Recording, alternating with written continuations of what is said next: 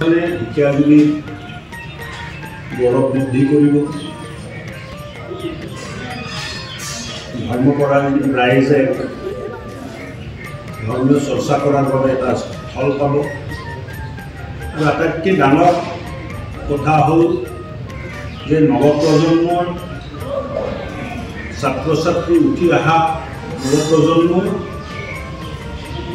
গুৰুজনৰ অমৰ বাণী ভাগৱত নাম কীৰ্তনৰ লগত এটা সম্পৰ্কত আহিব পাৰিব।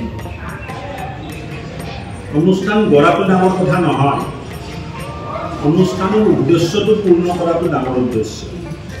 সেয়েহে মই আপোনালোকক আহ্বান জনাওঁ যে এই অঞ্চলত যিমান নৱপ্ৰজন্মৰ আমাৰ ডেকা গাভৰু আছে, আমাৰ জীয়ৰী বোৱাৰী ল'ৰা চবকে এই অনুষ্ঠানৰ লগত আমি জড়িত কৰিব লাগিব আৰু যিটো পৰম্পৰা সেই পৰম্পৰাটো জীয়াই ৰাখিব লাগিব।